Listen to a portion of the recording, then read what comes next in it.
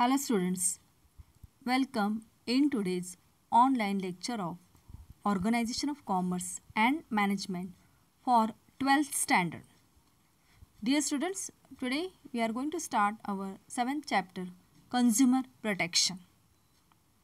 See, we are all consumers. We are buying all our necessary goods and services from different shops or from different market, and we are satisfying our needs and wants. Actually, consumer is the origin of the modern marketing world. Consumer is the originator of an organization. The success and failure of any business depends on consumers. Consumers are the pillars of economic development of any country. As the entire economy revolves around the consumers. See, all the trading activities are happening due to the consumers. In trading, what we are doing? We are buying and selling all the goods and services. So, as the consumers are there, they require number of products. These people are using all these goods which are produced by the producer. So we can say that the entire production process is totally depending upon the consumer. As the people are there, as the consumers are there, they are purchasing all the required things from the market, and thus they are giving support to various business organizations to keep their activity going on. What the producers are doing? They are taking the production of different goods, and for whom they are producing? Ultimately for the consumers. So the total society, all the people which are there in the society, they are all the members who are supporting various business organizations. All the production and manufacturing activities are undertaken by business organization only to give maximum satisfaction to the consumer. But we have to think for a while whether in this competitive market consumers are well protected. Are they getting all the goods and services according to the price, or whatever they are paying for that product? Then does the consumers are getting the quality products, and is consumer is getting a right treatment from the producer or the seller? So all these things makes us to think about the position of consumer in today's competitive market. Always it is said by the seller that today's market is of consumer. It is a consumer oriented market. But is it really true? Are the consumers are well protected against all the practice or malpractice which is followed by various sellers or the producers? There is no exploitation of consumer in the market? So all these are the questions which makes us to think about whether the consumers are getting the protection from all these malpractices or the artificial scarcity of the product or various other misbehavior of the businessman. So dear students, in this lesson consumer protection, we are going to learn about all these things. See, the content of this lesson let me introduce first the meaning and definition of consumer and protection. Then in this lesson, need and importance of consumer protection is there. Then we are going to learn the various rights of consumers, responsibilities of consumers, then different ways and means of consumer protection, and Consumer Protection Act 2019, and role of consumer organization and NGOs, that also we are going to discuss. So all these are the contents of the lesson consumer protection. Let me tell you one thing which is very important for this year.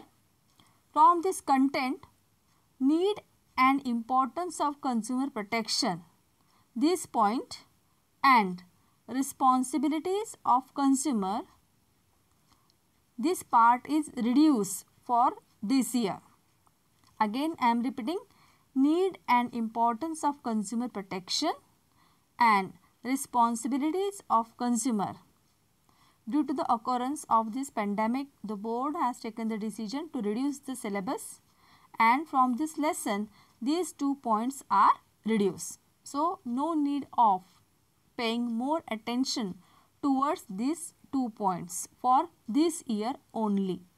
Okay, but for the sake of knowledge you can read it from your textbook, but for the exam purpose it is not so important. No question will be asked on these 2 points, need and importance of consumer protection and responsibilities of consumer. See on the screen I have marked little cross in front of these 2 points. So these 2 points are not included in this year syllabus. Okay. Now we are going to discuss all these parts of consumer protection in details. See, every consumer should have adequate knowledge of product and services regarding quality, quantity, price, standards, etc. to select right product. And consumer protection, this gives actually the protection to the consumer. Why the consumers requires the protection?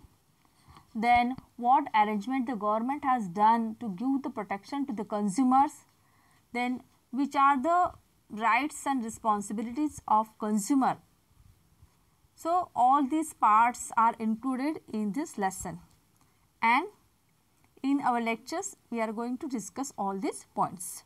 But before that we have to learn the meaning of consumer. See, the word consumer is derived from the Latin word consumere, which means to eat or to drink. The consumer is the one who consumes or uses any commodity or service available from natural resources or through a market. A consumer means any person who buys any goods, hires any service or services for a consideration which has been paid or promised or partly paid or partly promised or under any system of deferred payment. Okay. So here we are all consumers when we use any commodity like food grains, milk, etc. or service like bank, railway, post office, hospital, etc. Okay. आता विद्यार्थी मित्रांनो, consumer या शब्दाचा अर्थ काय आहे? Actually consumer हा जो शब्द आहे तो लॅटिन वर्ड आहे, लॅटिन भाषेतनं आलेला तो शब्द आहे. तो कोणत्या शब्दापासून आलेला आहे? तो कंझ्युमेरी या शब्दापासून कंझ्युमर हा शब्द तयार झालेला आहे. तर याचा अर्थ काय? त्याचा शब्दशः मीनिंग असा आहे की to consume means to eat और टू ड्रिंक, म्हणजे एखाद्या वस्तूचं सेवन करणे किंवा एखाद्या वस्तूचा उपभोग घेणे, ते याला कंझ्युमरी असे म्हटलेलं आहे. आणि त्यातूनच हा कंझ्युमर हा शब्द पुढे घेतलेला आहे. तर कंझ्युमर म्हणजे कोण आहे? तर कंझ्युमर ही अशी व्यक्ती आहे की जी ॲक्च्युली त्या वस्तूचा वापर करते, त्या सेवेचा वापर करते. ओके. मग ह्या ज्या वस्तू आहेत त्या नॅचरल रिसोर्सेस असू शकतात, म्हणजे नैसर्गिकरित्या त्याला उपलब्ध झालेल्या असू शकतात, किंवा त्याने मार्केटमधनं खरेदी केलेल्या सुद्धा असू शकतात. बरोबर.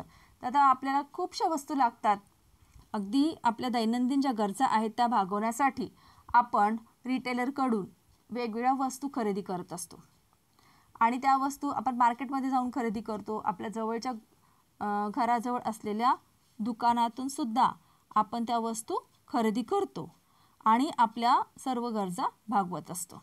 ओके. तर कन्झ्युमर म्हणजे नेमकं काय, तर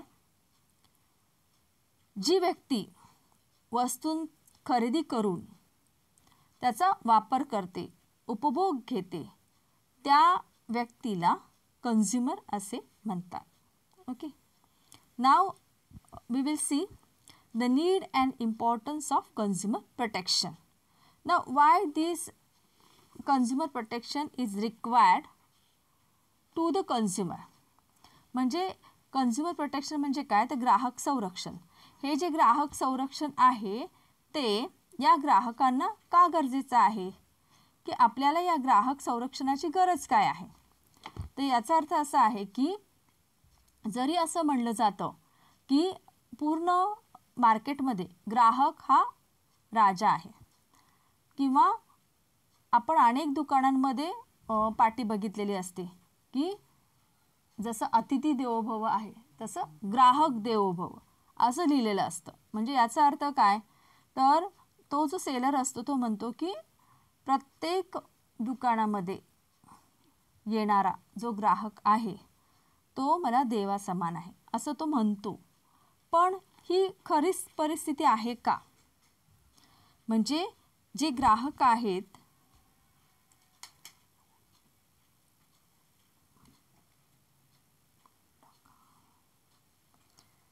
म्हणजे प्रत्येक येणारा जो ग्राहक आहे त्याला त्याच्या मनाप्रमाणे वस्तू मिळतात का, त्याची फसवणूक तर होत नाही ना, त्याचं एक्सप्लॉयटेशन तर होत नाही ना, त्याने जी किंमत त्या वस्तूसाठी मोजलेली आहे ती बरोबर आहे का. तर हे सगळे जे प्रश्न आहेत, किंवा आपण असं म्हणू शकतो की ग्राहकांचं जे एक्सप्लॉयटेशन होतं वेगवेगळ्या माध्यमांनी, वेगवेगळ्या कारणांनी, तर त्यासाठी या ग्राहकांना संरक्षणाची गरज आहे. आणि ती का आहे ते आपण वेगवेगळ्या मुद्द्यांच्याद्वारे इथे पाहणार आहोत. See all these points are explaining why there is a need of consumer protection to the consumers or the importance of consumer protection. Now see the first point, need of participation of consumer. It is noted that business organization take decision which affect the consumer's interest without consulting the consumer or their organization. Only a strong consumer organization can pressurize business organization to allow consumer participation in the decision making process. आता याचा अर्थ काय आहे, तर need of participation of consumer म्हणजे कित्येक business organisation आहेत, may be त्या प्रायव्हेट असतील किंवा पब्लिक असतील. ओके. तर या ज्या बिझनेस ऑर्गनायझेशन आहेत त्या कितीतरी डिसिजन्स त्यांच्या प्रोडक्शन प्रोसेसच्या बाबतीतले असतील, मार्केटिंगच्या बाबतीतले असतील, किंवा त्यांच्या वस्तूंची किंमत ठरवण्याच्या बाबतीतले असतील, तर ते कन्झ्युमरला विचारात न घेता त्यांचे डिसिजन्स ते काय करतात, कन्झ्युमरवरती इम्पोज करतात. आणि यासाठी ते कन्झ्युमरचा सल्लासुद्धा घेत नाही, किंवा त्यांचे विचार काय आहेत, त्यांचं म्हणणं काय आहे ते या बिझनेस ऑर्गनायझेशन ऐकूनसुद्धा घेत नाही, किंवा ग्राहकांचा सहभाग या डिसिजन मेकिंग प्रोसेसमध्ये असावा असंही त्यांना वाटत नाही. म्हणूनच कन्झ्युमर प्रोटेक्शन हे गरजेचं झालेलं आहे. फॉर एक्झाम्पल आपण घेऊया की गॅस सिलेंडरच्या किमती. असं कधी झालं आहे का की गॅस सिलेंडरची प्राईस किती असावी हे सामान्य जे कन्झ्युमर्स आहेत त्यांना विचारून ती वाढवण्यात आलेली आहे. पेट्रोलच्या किमती किती असाव्यात, वाहतुकीचे दर किती असावेत हे अगदी तुमच्या आमच्या सामान्य जे ग्राहक आहेत त्यांना विचारून सरकारने किंवा एखाद्या प्रायव्हेट कंपनीने की जी ती सेवा पुरवते त्यांनी सामान्य ग्राहकांना ते विचारलं आहे, त्यांचं मत काय आहे हे जाणून घेतलेलं आहे आणि मग त्याच्या किमती वाढवलेल्या आहेत. असं सर्रास होत नाही आणि यासाठीच ग्राहक संरक्षणाची गरज आहे.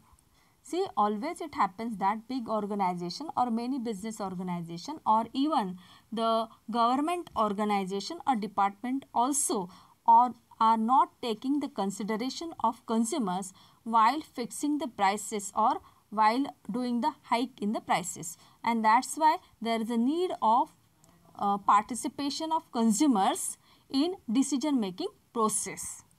Okay.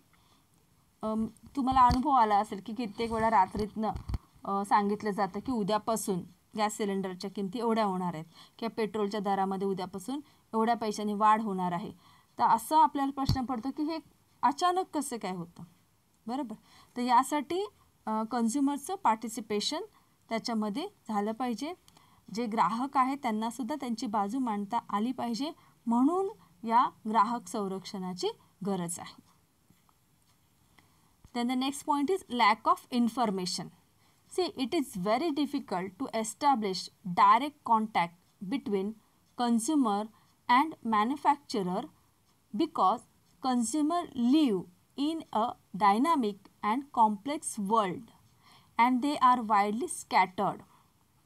Today's markets are full of domestic as well as imported products. Therefore, it is very difficult to get correct and reliable information about product before they purchase. आता लॅक ऑफ इन्फॉर्मेशन म्हणजे काय, तर माहितीचा अभाव. कित्येक जे consumers आहेत त्यांना बऱ्याचशा गोष्टी माहितीच नसतात. आता या का माहिती नसतात तर याची विविध कारणं आहेत.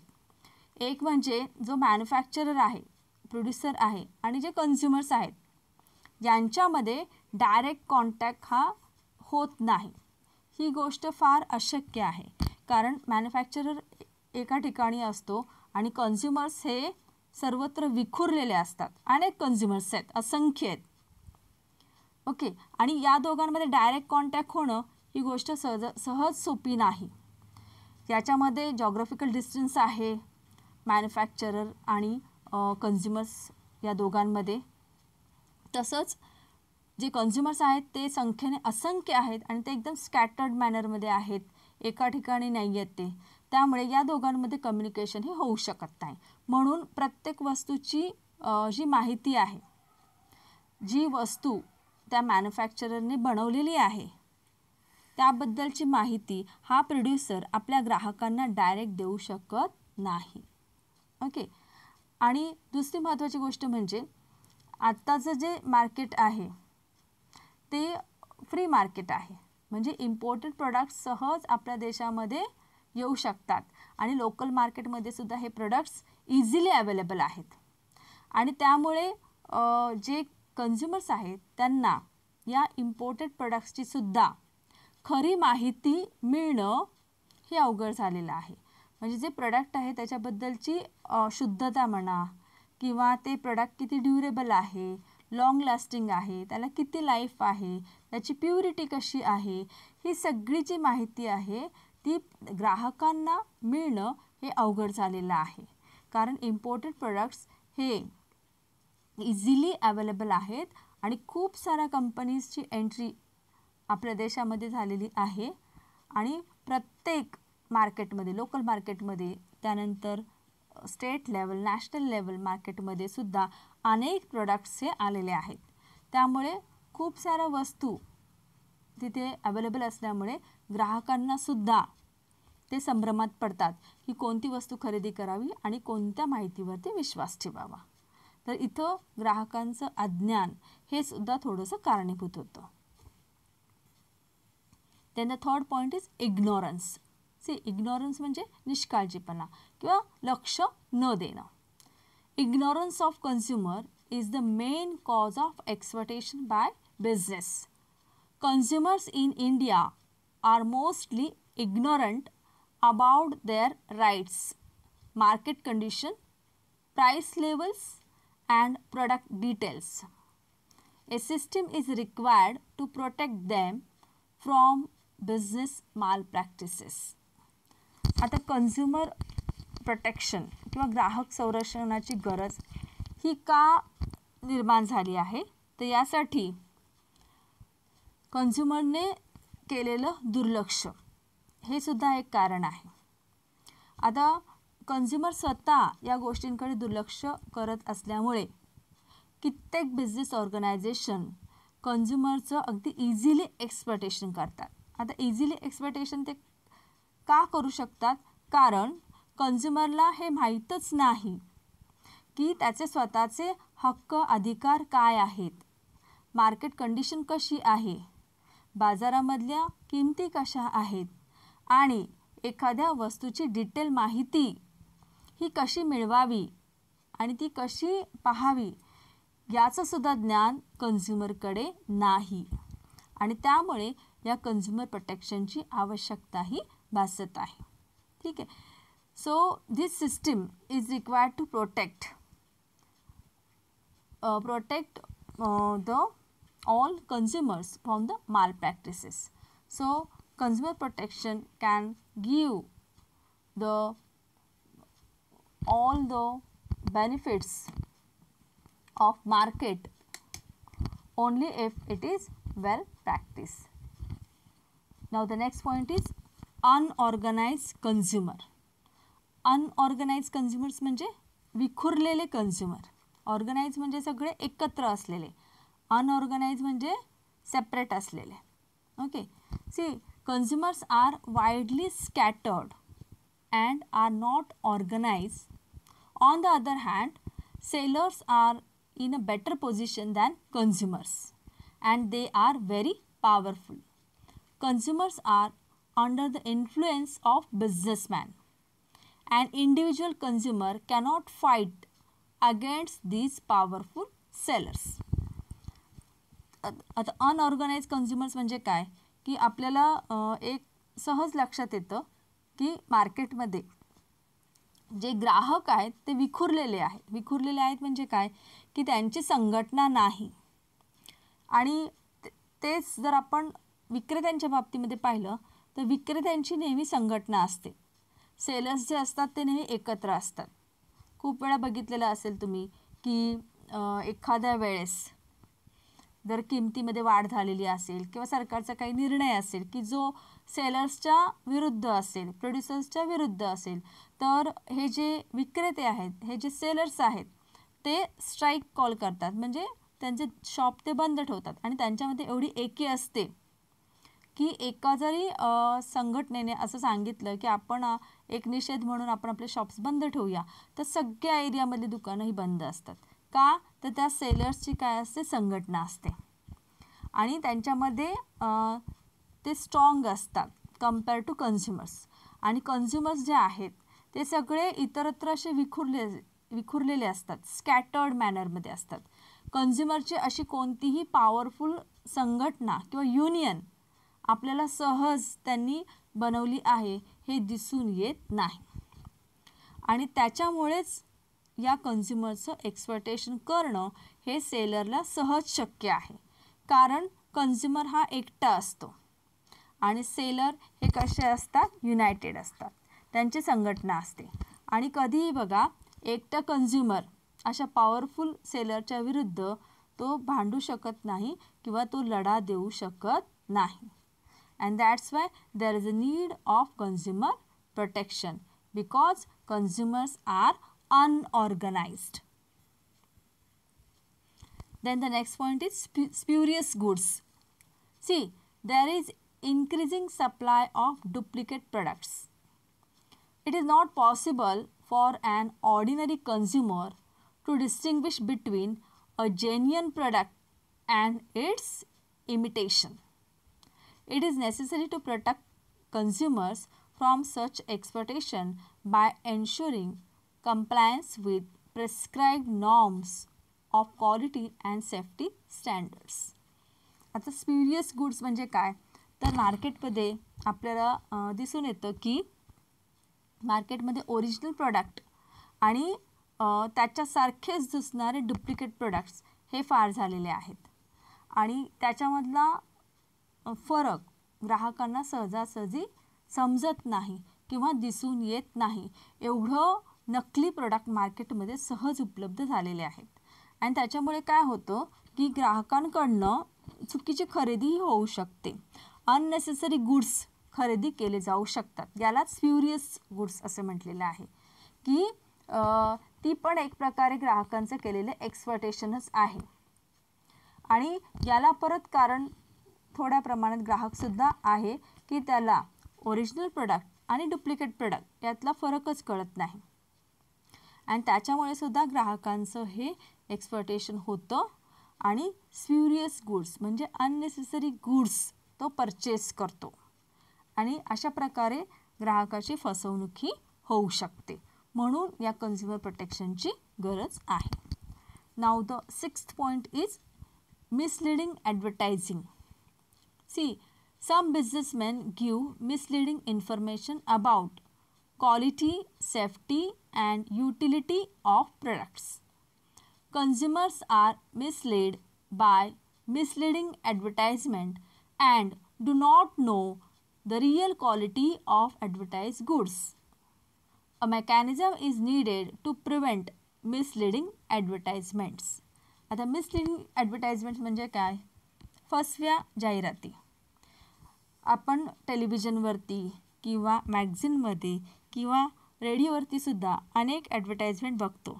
कित्येक कंपन्या त्यांच्या जाहिरातीतून चुकीचा संदेश हा ग्राहकांपर्यंत देत असतात. कधी कधी तर अशी ॲडव्हर्टाइजमेंट दिली जाते, फॉर एक्झाम्पल जेव्हा सणवार येतात तेव्हा ग्राहक मोठ्या प्रमाणावर वस्तूंची खरेदी करतात तेव्हा तुम्हाला फ्री होम डिलिव्हरी असं पण ग्राहकांना आकर्षित करण्यासाठी सांगितलं जातं. पण ॲक्च्युली जेव्हा तुम्ही एखादी मोठी वस्तू खरेदी करायला जाता, फॉर एक्झाम्पल वॉशिंग मशीन आहे, रेफ्रिजरेटर आहे, त्याची विक्री करताना सेलर सांगतो की तुम्हाला फ्री होम डिलिव्हरी दिली जाईल आणि जेव्हा वस्तू खरेदी करून होते, पैसे देऊन तुमचे होतात, तुम्ही त्याचं बिल पेड करता आणि जेव्हा ती ॲक्च्युली वस्तू घरी न्यायची वेळ येते तेव्हा मात्र तिथं कोणत्याही कारणामुळे सेलर असमर्थता दाखवतो की नाही आत्ता या क्षणाला तर आम्ही तुम्हाला काही ती वस्तू घरापर्यंत पोचवू शकत नाही. म्हणजे असे काही कारणं सांगून ते आपली जबाबदारी ढकलतात. ओके, तर अशा प्रकारे जाहिरातींना फसव्या जाहिरातींना ग्राहक हा बळी पडू शकतो. आणखीन एक्झाम्पल सांगायचं असेल तर कितीतरी फेस क्रीम असतात की ज्या तसा क्लेम करतात की तुम्ही आमच्या कंपनीची क्रीम फक्त 7च दिवस वापरला तर तुम्हाला फेअरनेस येईल. किंवा एखादं पावडर असते, मिल्क पावडर किंवा मिल्कमध्ये एखादं पावडर टाकून ते पिलं म्हणजे तुमची हाईट वाढेल किंवा तुमची बुद्धिमत्ता वाढेल किंवा तुम्ही हे खाल्लं तर तुमचं ब्रेन चांगलं काम करेल, परीक्षेमध्ये तुम्हाला चांगले मार्क्स मिळतील. अशा अनेक जाहिराती आपण बघतो आणि ऐकतो. तर या सगळ्या ज्या जाहिराती आहेत त्या म्हणजे ग्राहकांना एक प्रकारे फसवण्याचंच काम करतात आणि त्यासाठी ग्राहक संरक्षणाची गरज आहे. So this consumer protection can protect the all consumers from this misleading advertising. Now the next point is malpractice of businessmen. See, unfair, unethical, monopolistic trade practice by businessmen lead to exploitation of consumers. Many times consumer gets defective, inferior and substandard goods and services. म्हणजे कित्येक वेळा जो businessman आहे, seller असेल, ते चुकीच्या व्यापाराच्या पद्धती फॉलो करतात. आता चुकीच्या पद्धती म्हणजे कोणत्या? तर ब्लॅक मार्केटिंग आहे किंवा शॉर्टेज ऑफ गुड्स क्रिएट करायचं, आर्टिफिशियल मालाचा तुटवडा निर्माण करायचा किंवा जेव्हा वस्तूंचं वजन माप केलं जातं त्यावेळी चुकीची वजनं मापं वापरायची. तर ह्या ज्या सगळ्या पद्धती आहेत त्याला म्हटलं जातं माल प्रॅक्टिस ऑफ बिझनेस. ग्राहकांना फसवण्याचं काम करणे. तर कित्येक सेलर आणि बिझनेसमॅन अशा प्रकारची प्रॅक्टिस हे करतात आणि ग्राहकांना सबस्टँडर्ड क्वालिटीचे गुड्स ते पुरवतात. किंमत मात्र ती ओरिजिनल त्यांचीच चार्ज करतात, परंतु जी वस्तूची क्वालिटी आहे ती मात्र ते काही उंचावत नाहीत किंवा त्या क्वालिटीचे प्रोडक्ट ते ग्राहकांना देत नाही. याला म्हटलेलं आहे माल प्रॅक्टिस ऑफ बिझनेसमॅन. तर अशी जी व्यापारामधली जी चुकीची पद्धत आहे की जे अनेक सेलर फॉलो करतात, ती थांबवण्यासाठी या कंझ्युमर प्रोटेक्शनची गरज आहे. Okay, so many ways and means are available under the consumer protection by which it is possible to stop all the malpractice in business. Okay, now the next point is trusteeship. According to Gandhian philosophy, businessmen are trustees of society's wealth. Therefore, they should use this wealth for the benefit of people. Trusteeship म्हणजे काय तर विश्वस्त. महात्मा गांधीजी असे म्हणतात की businessman are trustees of society, म्हणजे हे सर्व जे व्यापारी आहेत ते समाजाचे ट्रस्टीज आहेत, विश्वस्त आहेत. ते संपत्तीचे मालक होऊ शकत नाही, कारण महात्मा गांधीजी असं सांगतात की जी काही संपत्ती बिझनेसमॅन वापरतात वस्तूची निर्मिती करण्यासाठी, ती कोणाची आहे शेवटी तर समाजाची आहे, सोसायटीची आहे. आणि समाजाने ती बिझनेसमॅनला केवळ वापरण्यासाठी मोठ्या विश्वासाने ती दिलेली आहे. तर या बिझनेसमॅननी काय करायचं आहे तर त्या संपत्तीचा वापर त्यांनी समाजातील ग्राहकांच्या अनेक गरजा भागवण्यासाठी करायचा आहे. Okay, so trusteeship, this we can say the philosophy is promoted by Gandhiji, and he said that all the businessmen should protect the interest of consumers only. In our earlier lesson, that responsibilities of business towards the society, in that lesson also we discussed this point that all the businessmen are trustees of the society. So this line is very very important, and so many times objective question was asked on this for the filling the blank. So remember this very well, businessmen are trustees of the society. So students, I hope you have understood with the help of these various points what is the importance of consumer protection. See, there is a lack of information from the point of view of consumers. Consumers are not aware about their own rights. Then they don't know about the market condition. Then consumers are always remaining in a unorganized manner. Okay, and in the market various imported products are available. Then duplicate products are also in plenty, they are there. So spurious goods is also one reason which makes that consumer protection is very very important. Now at the end, with the we can say some thoughts of Mahatma Gandhi ji about the consumers, that we are going to read what the great Mahatma Gandhi ji is saying. Just I am reading all that. A consumer is the most important visitor in our premises. He is not dependent on us. We are dependent on him. He is not an interruption in our work. He is the purpose of it. He is not an outsider to our business. He is part of it. We are not doing him a favor by serving him. He is doing a favor by giving us an opportunity to do so. So this great thought is given by Mahatma Gandhi, and really if all sailors or businessmen follow these thoughts, then only the consumer will be protected in this today's competitive market. So, dear students, I hope now you have understood the importance of consumer protection, the meaning of consumer. In our next lecture, we are going to discuss the new point. Till then, take care, be happy and goodbye. Thank you, students.